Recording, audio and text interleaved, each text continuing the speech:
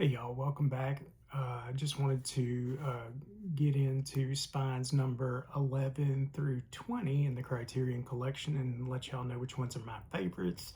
Um, I wanted to get started today with spine number 11. It is The Seventh Seal by Ingmar Bergman. This is a story about a knight who had battled for like a decade in the Crusades, and essentially he challenges death to a chess match on the beach. Uh, I absolutely love this one. Highly recommend people watch this. This was a very interesting black and white film from 1957. Uh, so it's probably unlike anything else that came out during that time frame, but I really enjoyed this one a lot. This one is actually one of my favorites in the next 9 movies. Uh, the next one is called This is Spinal Tap.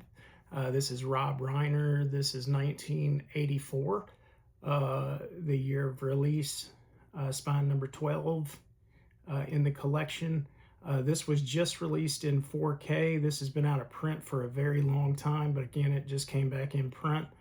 I love this. This is a satire on basically, this is a made up rock and roll band that this is kind of like a mockumentary. Well, it is a mockumentary, and I enjoy this for a good laugh. Interestingly enough, Ozzy Osbourne, before he passed away, said that in one of his books, his book Last Rites, his posthumously released final book, he said that life backstage is actually kind of like this movie, Spinal Tap. So that made me want to get it even more because I'm a big fan of Ozzy Osbourne. So maybe fans of Ozzy out there can watch this and get some enjoyment out of it, knowing that Ozzy enjoyed it as well. I would say that this is probably one of my favorites also, as far as satires are concerned. All right, the next one probably needs no introduction to anyone that loves this, but this is The Silence of the Lambs. This came out in 1991. This is by director Jonathan Demme. This is spine number 13 in the collection. This is got to be one of my favorite movies of all time because of the performance of Anthony Hopkins. This has a younger Jodie Foster in it and Anthony Hopkins. Anthony Hopkins plays the character of Hannibal Lecter. If anyone has ever seen this, his performance in here is definitely riveting, really creepy, probably one of the greatest films of all time, one of the greatest horror films of all time, or at least I would classify it as horror. Maybe psychological horror would probably be a better term, but I absolutely adore this movie for a litany of reasons: the imagery, the sound, the fear that Anthony Hopkins' character of Hannibal Lecter evokes in me, and I'm sure many of you feel that way. Absolutely unbelievable. If you've never seen it, you owe it to yourself to take a look at this. The next one on the list actually surprised me. This is a trilogy of films, so technically this is spine number 14, 15, and 16. This is actually called the Samurai Trilogy. This is about a samurai named Musashi, and this is I guess, a basic retelling of his life in Japanese lore. The first one has to do with, if I remember this correctly, he gets kicked out of a village, and he has to basically prove himself. It's been a little while since I've seen this, so I hope I don't butcher this, but the second one has to do more with battles, and there's a lot of sword fighting in the second one, if I remember properly. And then the third one is more of a reflection of his life. There's some really interesting documentaries that are in this collection. My wife and I watched this, and this was kind of like my first foray, other than Seven Samurai, into Japanese samurai movies, incidentally enough. And I really like this one because this is in it's in color, where Seven Samurai was in black and white. I think this is definitely one of those series of movies where, if you enjoy samurai films, this is a good trilogy to put on, especially because it comes all together in the same box. So it's a little more expensive because it's a 3-for-1.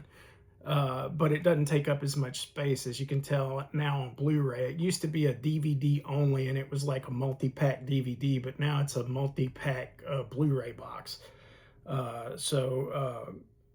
Again, I would recommend this one pretty highly. The next one on my list is going to be controversial to some who know what it is. It is a movie that I have watched probably 3 times. It is Spine number 17 in the collection. This is Salo. And I hope I don't mispronounce his name. I've always known him as Pier Paolo Pasolini. He is an Italian director. And word on the street was he got unalived for making this movie.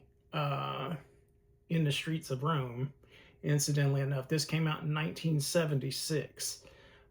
This was out of print for a very long time and went for a large amount of money on the secondary market, and they've since reissued it on Blu-ray. Basically, what this has to do with, this is Tales of the Marquis de Sade, and basically, this is what happens. It deals in fascist Italy, and when a group of people get too much control over another group of folks. That's the best way of kind of putting this. I mean, other than getting into the smut of it all, but like, this is a movie that I can probably only watch one more time, and it's for the commentary, just to get a framework as to why this exists in the collection. But I know why it does, and it's because it's so just vulgar and out there. It's worth a watch if you've never seen it, but it's not one that's family friendly. I'll just put it that way.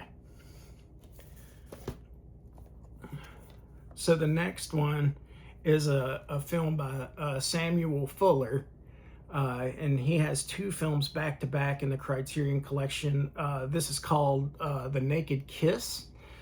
This deals with the subject matter of SA, essentially.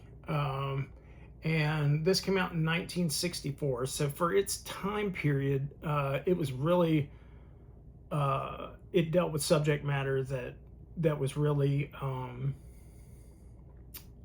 stirring. That's the best thing I can think of right now. But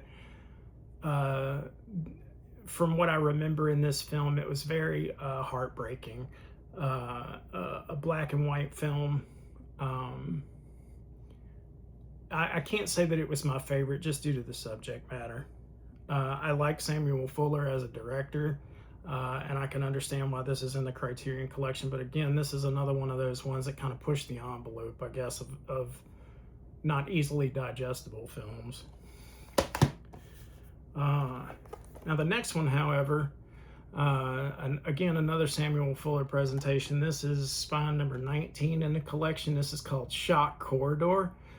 I really did enjoy this one. This one has to do with a man who is a detective, and he goes inside of a mental institution. This is what I remember. He goes inside of a mental institution to solve a homicide, essentially, and he gets hooked up to like electroshock therapy. Again, this is a black and white film. It moves kind of slowly, but I got a lot out of this just because, again, for its time period, this is 1963. It touched on subject matter that, again, was a little more taboo, for its time, like how, I guess back in those days, it must have been something like, they use shock therapy to help people with mental issues, and they thought that would be, conducive to aid them in recovery and stuff. This is a really interesting film because he's going into this mental institution to solve a crime. And meanwhile, in my mind, having crimes committed against him. So definitely worth a look. A little more tame than the others that I've showed you, the last two that I've showed you. And then the final one of the first 20 is Sid and Nancy. Now this is a real, this is not a documentary, but this is like a biopic, if you will, a loose biopic that came out in 1986 about Sid Vicious and his mate, Nancy Spungen. I love this movie. It's gritty. It's gritty and grimy, and basically Sid Vicious is the lead singer of the Sex Pistols, a punk band in Europe, super popular, and he lived life to excess, and she did too. And in real life, he ended up unaliving Nancy Spungen. And there's been a long mystery as to what happened and why it happened and all this other stuff. But this is directed by Alex Cox, who has one other movie in the Criterion collection called Repo Man, which I believe also came out in the 80s, if I'm not mistaken. I have it. It's up on the wall back there. But this was also out of print for a long time, and I got this one because I like the Sex Pistols, and I like the story of Sid Vicious and Nancy Spungen. So just real quickly, if you like what you see here, please like, share, comment, and subscribe. I know that there's going to be some titles in here that will elicit some type of conversation, particularly Solo, and maybe even some of the Samuel Fuller movies and Sid and Nancy. And I think my favorite of all of those movies that I just showed you has probably got to be Seventh Seal,